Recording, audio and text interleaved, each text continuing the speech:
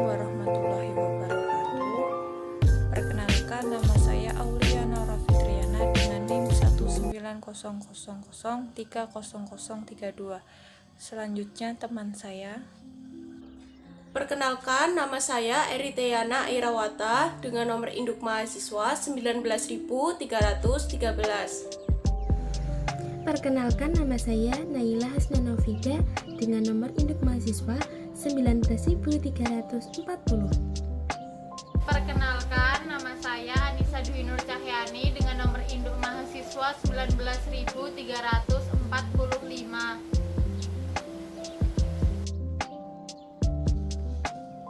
Baik, di sini saya akan sedikit menjelaskan mengenai pengertian manajemen CSR.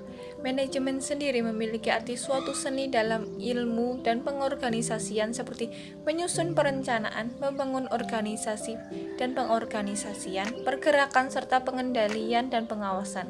Sedangkan CSR sendiri memiliki arti sebuah pendekatan di mana perusahaan mengintegrasikan kepedulian sosial di dalam operasi bisnis mereka dan dalam interaksi mereka dengan para stakeholder berdasarkan prinsip kemitraan dan kesukarelaan. Seperti yang sudah kita ketahui bersama, CSR merupakan tidak hanya sebagai tanggung jawab perusahaan yang harus dilakukan seperti yang tertera pada undang-undang, namun CSR sendiri bisa menjadi investasi masa depan perusahaan di mana perusahaan akan mendapatkan citra baik atau mendapatkan pandangan baik di mata masyarakat, stakeholder maupun investor.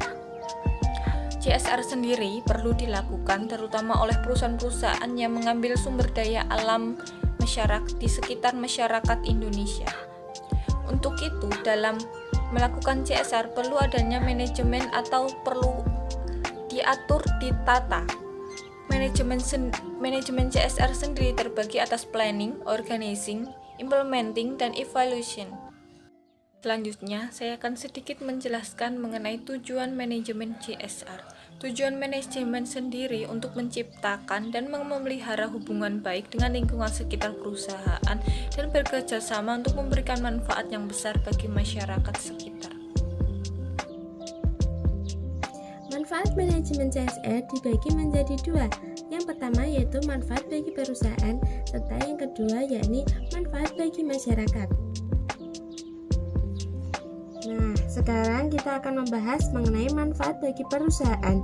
Yang pertama yaitu meningkatkan citra perusahaan. Yang kedua, memperkuat brand merek perusahaan di mata masyarakat. Yang ketiga yaitu mengembangkan kerjasama dengan perusahaan lain. Yang keempat yakni memberikan peluang, meraih penghargaan dan inovasi bagi perusahaan. Serta yang terakhir yaitu melebarkan akses sumber daya manusia. Selanjutnya yaitu manfaat manajemen CSR bagi masyarakat. Yang pertama yakni meningkatkan kesejahteraan masyarakat di sekitar dan kelestarian lingkungan. Yang kedua yaitu adanya beasiswa masyarakat yang kurang mampu. Yang ketiga, meningkatkan pemeliharaan fasilitas umum. Serta yang terakhir yaitu adanya pembangunan desa atau fasilitas yang berguna bagi masyarakat luas. Bentuk-bentuk manajemen corporate social responsibility. Dalam buku Corporate Social Responsibility, Doing the Most Good for Your Company tahun 2005 menyebutkan beberapa bentuk program CSR yang dapat dipilih yaitu 1. Cost promotion. Salah satu bentuk CSR yang satu ini sangat berguna sekali bagi siapa saja. Perusahaan yang menerapkan bentuk CSR yang satu ini adalah dengan program dalam bentuk ketersediaan dana untuk kontribusi atau dengan sumber daya yang lainnya yang sangat berguna sekali dalam meningkatkan kesadaran masyarakat dengan adanya masalah sosial. Dalam program ini, CSR sangat mendorong antusias masyarakat untuk mendonasikan dana, waktu, uang, dan sumber daya lainnya yang lebih bermanfaat. Hal ini juga merupakan bentuk-bentuk CSR suatu perusahaan yang memberikan manfaat cukup banyak sekali. Yang kedua, ada corporate related market. Juga sering dilakukan dalam bentuk-bentuk CSR suatu perusahaan, di mana perusahaan yang sudah baik akan memberikan persentase tertentu dari jumlah penghasilan dalam bentuk suatu kegiatan yang dimana dalam bentuk penjualan produk, di mana perusahaan akan menilai terhadap situasi yang ada dan menetapkan tujuan yang akan dijalankan, memastikan target pasaran, audiensi yang akan terakhir, melakukan perhitungan baik dengan rencana pemasaran, rencana anggaran, serta rencana implementasi atau evaluasi. Yang ketiga, corporate social marketing. Sebuah perusahaan tentu sangat ingin memberikan dukungan kepada masyarakat untuk hidup lebih sehat, mendapatkan keselamatan publik, menjaga kelestarian alam, bahkan meningkatkan kesejahteraan masyarakat. Seperti dengan memperkuat positioning brand dari sebuah perusahaan dan bahkan bisa melibatkan karyawan untuk ikut serta terlibat dalam kegiatan kepedulian masyarakat. Yang dimana hal ini untuk meningkatkan dan mendorong kegiatan penjualan, mendorong antusiasme partner perusahaan untuk mendukung program bentuk CSR yang baik. Yang keempat, corporate philanthropy.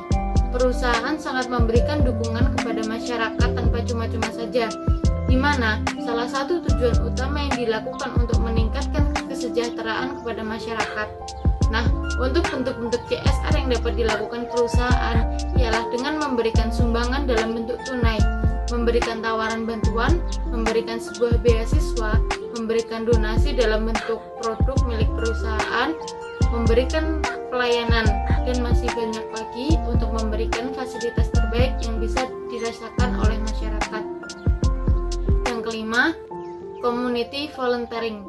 Untuk menciptakan hubungan yang baik di antara perusahaan dan juga komunitas, maka bentuk CSR yang baik untuk dilakukan adalah pilihan yang satu ini, di mana hal ini memberikan dengan dorongan kepada karyawan, pedagang eceran untuk membantu menyisihkan waktu secara sukarela dengan tujuan utama untuk memberikan ketentuan program yang telah dilaksanakan. Contoh bentuk manajemen CSR. Pada PT Timah Tbk, perusahaan ini telah melakukan program CSR yang dibentuk secara berkelanjutan, atau bisa dikatakan program ini dibuat untuk masa yang panjang. Program-program CSR pada perusahaan ini terbagi ke dalam program sosial, program kemitraan, pengelolaan lingkungan, dan kebijakan ketiga. Adanya program CSR sangatlah membantu masyarakat di sana.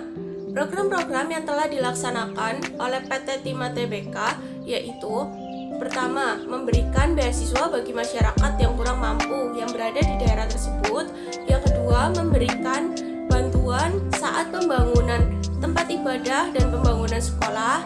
Yang ketiga, yaitu memberikan bantuan mobil ambulans dan cek kesehatan gigi gratis. Sekian presentasi dari kelompok kami